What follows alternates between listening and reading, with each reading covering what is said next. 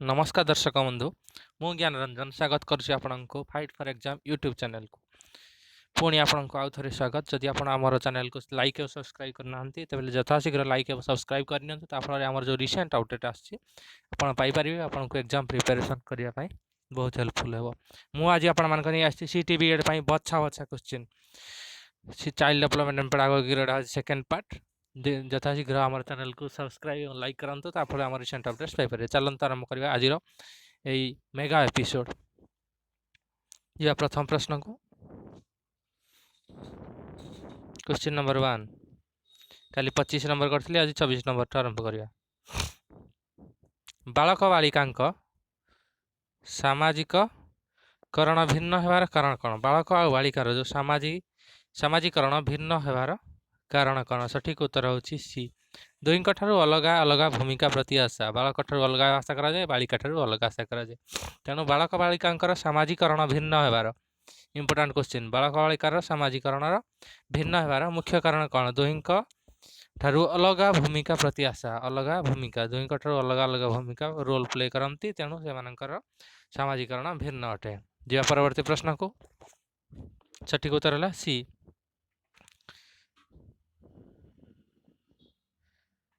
विद्यालय जीवा पूर्व शिशुर खेल निम्न मध्य क्यों प्रकार होता है विद्यालय जीवा पूर्व शिशुर खेल निम्नोक्त मध्य क्यों प्रकार होता है आत्मकैंद्रिक वस्तुकैंद्रिक उभय ए और बी उपरोक्त मध्य क्योंटी नुहे सठिक उत्तर होकर आत्मकैंद्रिक सेल्फ सेंटर्ड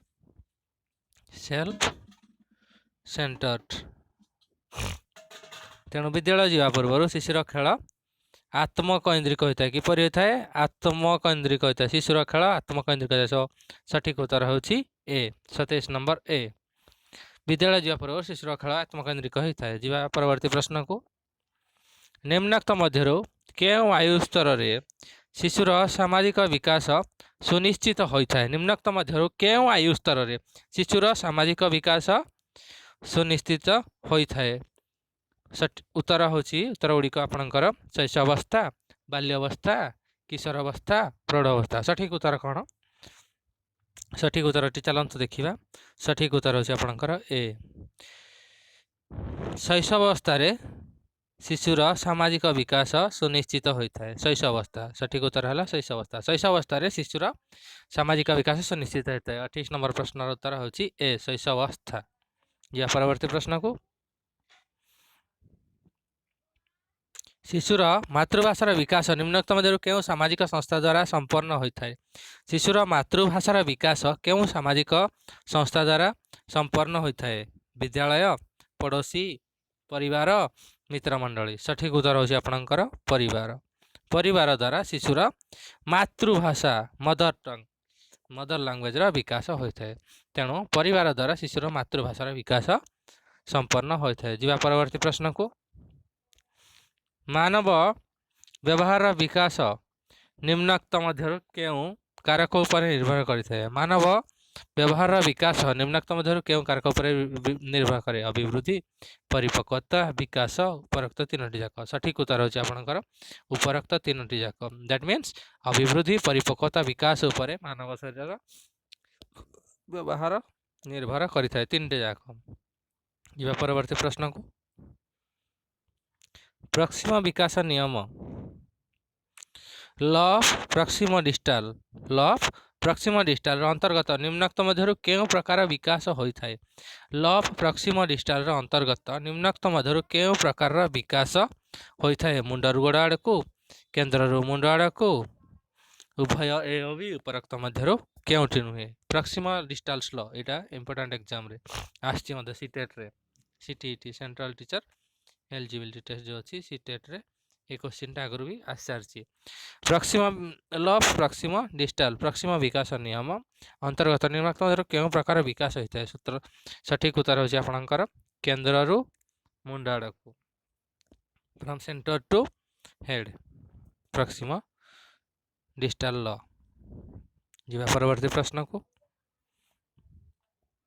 32 गर्भावस्था भ्रूणर विकास मुंडर गोड़ आड़ को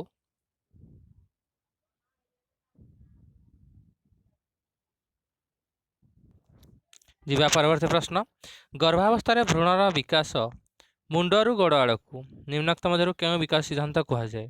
ପ୍ରଥମ ତା ପୂର୍ବ କ୍ୱେଶ୍ଚିନ୍ ମୁଁ କହିଥିଲି କ'ଣ କହିଥିଲି? सेंटर टू हेड प्रॉक्सिमा डिस्टाल लो जोटा एटा किंतु नेक्स्ट क्वेश्चन आ गोटे एटा भी इंपोर्टेंट क्वेश्चन सीटेट रे आसी बहुत थर गर्भावस्था भ्रूणर विकास मुंडरू गोड़ आड़कू क्यों विकास सिद्धांत कहुए सठिक उत्तर होची आपनकर सेफालोकार्डुआल सिफलो काउडल जोटा होची सेफालोकार्डुआल सेटा सेही भ्रूणर विकास मुंडरू गोड़ आड़कू इंपोर्टेंट क्वेश्चन मुंडरू गोड़ आड़कू होता है सठिक उत्तर होची आपनकर सेफालोकार्डुआल रे कोन मुंडरू गोड़ आड़कू वो प्रॉक्सिमा डिस्टाल रे कौन हम सेंटर टू हेड माने मझीरु मुंडा को जीवा परवर्ती प्रश्न मानव अभिवृद्धि निम्नोक्त क्यों कारक उपरे निर्भर करिथाय मानव अभिवृद्धि निम्नोक्त मध्य क्यों कारक उपरे निर्भर करे आनुवंशिकता भोजन अंतःस्रावी ग्रंथि एबीसी उपरोक्त समस्त गुड़िक सठिक उत्तर होची आपनकर उपरोक्त समस्त आनुवंशिकता भोजन अंतःस्रावी ग्रंथि ये सबू कारक उपरे मानव शरीर अभिवृद्धि निर्भर करे जीवा परवर्ती प्रश्न निम्नोक्त मध्यरु केउंटीर अर्थ आकार वृद्धि निम्नोक्त मध्यरु केउंटीर अर्थ आकार वृद्धि अभिवृद्धि विकास परिपक्वता उपरोक्त मध्यरु केउंटी नुहे सठिक उत्तर होची आपनकर अभिवृद्धि अभिवृद्धिर अर्थ होची आकार वृद्धि अभिवृद्धि मीन्स आकार वृद्धि सठिक उत्तर होची आपनकर ए अभिवृद्धिर अर्थ होची आकार वृद्धि जीवा परवर्ती प्रश्न को किशोर अवस्था रे जननिक लक्षण विकास रे निम्नोक्त मध्यरु कहार प्रभाव सर्वाधिक अटे किशोर अवस्था रे जननिक लक्षण रे विकास रे निम्नोक्त मध्यरु कहार प्रभाव सर्वाधिक अटे सठिक उत्तर होची आपनकर उत्तर ऑप्शन गुडी को मैं आपन कहि रहछि अनुवंशिकता पर्यावरण उभय प्रक्त मध्यरु केउंटी नुहे सठिक उत्तर होची आपनकर उभय ए उभय अंश अनुवंशिकता पर्यावरण कोन करछि जननिक लक्षण विकास रे प्रभावित अटे तेणु ऑप्शन होची ऑप्शन नंबर सी उभय ए ओ बी आनुवंशिकता पर्यावरण दुईटा जाक जीवा परवर्ती प्रश्न क्वेश्चन नंबर 36 औपचारिक संक्रिया फॉर्मल ऑपरेशन स्तर क्यों वायुभज रे घटी थाए औपचारिक एटा एग्जाम रे आस्तिला सीटेट एग्जाम इंपोर्टेंट मध्य एटा लिखि दियंतु औपचारिक संक्रिया फॉर्मल ऑपरेशन स्तर क्यों वायु अवधि रे घटी थाए सठिक उत्तर होची 11 वर्ष ऊर्ध्व more than 11 years formal operation stage more than 11 पियाजे का मत अनुसार बौद्धिक विकास पियाजक मत अनुसार बौद्धिक विकास 4 ରୁ 7 वर्ष मध्य होता है क्यों स्तर को प्री ऑपरेशनल स्टेज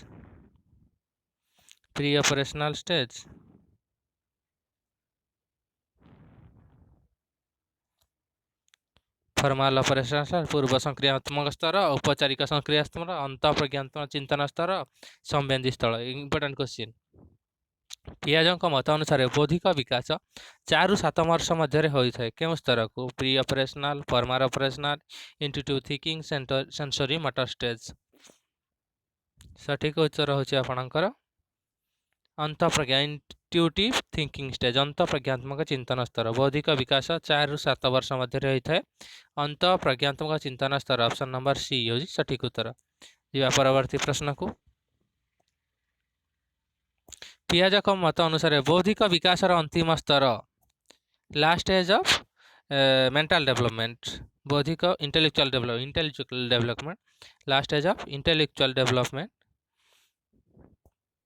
ऑप्शन गुडी कहला मूर्ति संक्रिया कंक्रीट ऑपरेशनल औपचारिक संक्रिया स्तर फॉर्मल ऑपरेशनल स्टेज पूर्व संक्रियात्मक स्तर अंत प्रज्ञात्मक चिंतन स्तर सठिक उत्तर होची आपनकर फॉर्मल ऑपरेशनल बौद्धिक विकास अंतिम स्तर होची फॉर्मल ऑपरेशनल स्टेज औपचारिक संक्रिया स्तर ऑप्शन नंबर बी जीवा परवर्ती प्रश्न को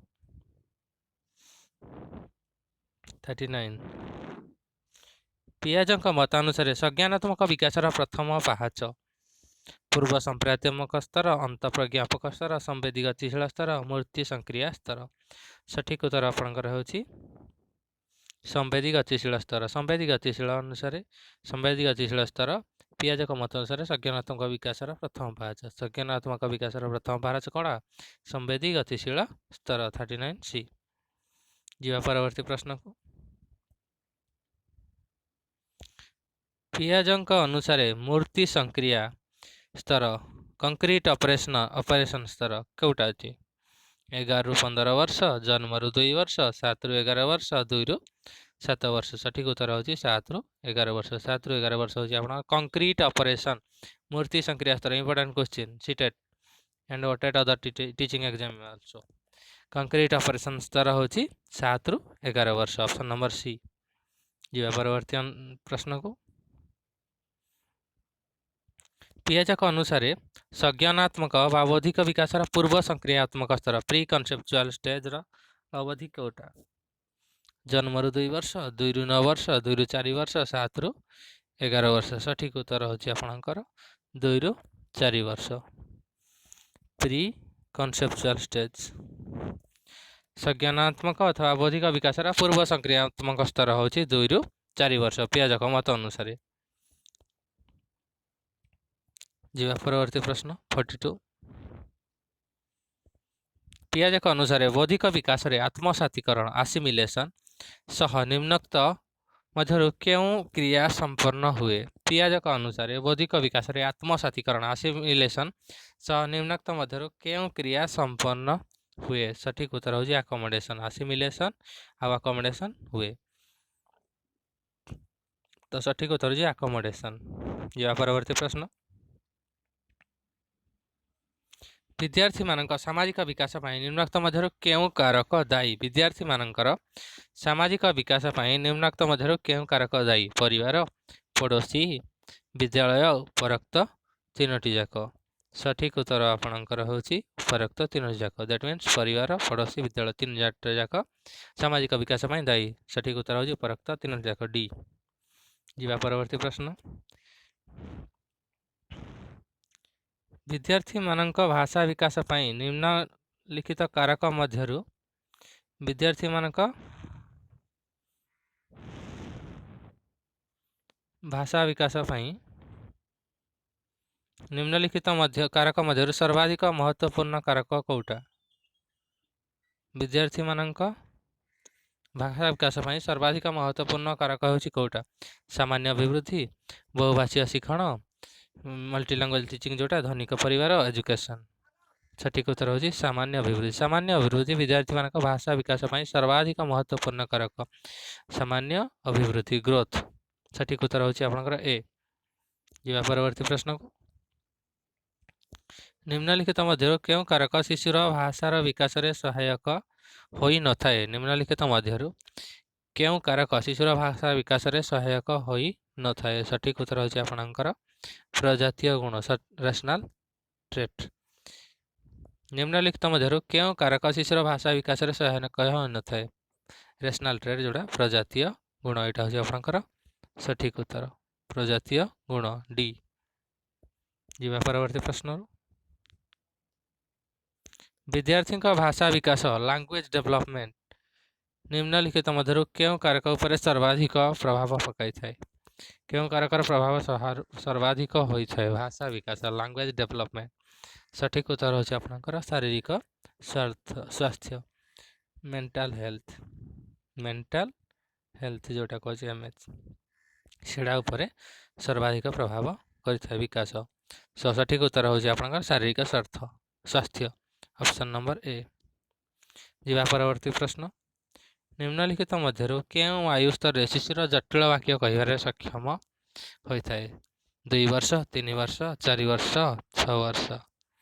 ସଠିକ ଉତ୍ତର ହେଉଛି ଆପଣଙ୍କର 3 ବର୍ଷ। 3 ବର୍ଷ ବୟସରେ 3 ବର୍ଷ ଆୟୁ ସ୍ତରରେ ଶିଶୁର ଜଟିଳ ବାକ୍ୟ କହିବାରେ ସକ୍ଷମ ହୋଇଥାଏ। ସଠିକ ଉତ୍ତର ହେଉଛି 3 ବର୍ଷ। ଅପସନ୍ ନମ୍ବର ବି। ଯିବା ପରବର୍ତ୍ତୀ ପ୍ରଶ୍ନକୁ। ନିମ୍ନଲିଖିତ ମଧ୍ୟରୁ କେଉଁ ଆୟୁ ସ୍ତରରେ ଶିଶୁର ସାମାଜିକ ବ୍ୟବହାର ନିଶ୍ଚିତ ହୋଇଥାଏ? ନିମ୍ନଲିଖିତ ମଧ୍ୟରୁ କେଉଁ ଆୟୁ ସ୍ତରରେ ଶିଶୁର ସାମାଜିକ ବ୍ୟବହାର ସୁନିଶ୍ଚିତ ହୋଇଥାଏ? ସଠିକ ଉତ୍ତର ହେଉଛି ଆପଣଙ୍କର 3ରୁ 6 ବର୍ଷ। 3 to 6 ଇୟର ଭିତରେ ଶିଶୁର ସାମାଜିକ ବ୍ୟବହାରରେ ନିଶ୍ଚିତ ହୋଇଥାଏ। ଯିବା ପରବର୍ତ୍ତୀ ପ୍ରଶ୍ନକୁ। ବ୍ରୁନରଙ୍କ ମତ ଅନୁସାରେ ଶିଶୁର ବିକାଶର ଅନ୍ତିମ ଅବସ୍ଥା କେଉଁଠି? ବ୍ରୁନରଙ୍କ ମତ ଅନୁସାରେ ଶିଶୁ ବିକାଶର ଅନ୍ତିମ ଅବସ୍ଥା କେଉଁଠି? ପ୍ରାଥମିକ ଅବସ୍ଥା, ଆଇକନିକ ଷ୍ଟେଜ, ସଂକ୍ରିୟାତ୍ମକ ଅବସ୍ଥା, ଇନଆକ୍ଟିଭ ଷ୍ଟେଜ, ପ୍ରତୀକାତ୍ମକ ଅବସ୍ଥା, ସିମ୍ବଲିକ ଷ୍ଟେଜ। ଉପରୋକ୍ତ ମଧ୍ୟରୁ କେଉଁଟି ନୁହେଁ? ସଠିକ ଉତ୍ତର ହେଉଛି ଆପଣଙ୍କର ପ୍ରତୀକାତ୍ମକ ଅବସ୍ଥା, ସିମ୍ବଲିକ ଷ୍ଟେଜ ଯେଉଁଟା କହୁଛି। ବ୍ରୁନରଙ୍କ ମତ ଅନୁସାରେ ଶିଶୁ ବିକାଶର ଅନ୍ତିମ ଅବସ୍ଥା। ଯିବା ପରବର୍ତ୍ତୀ ପ୍ରଶ୍ନକୁ।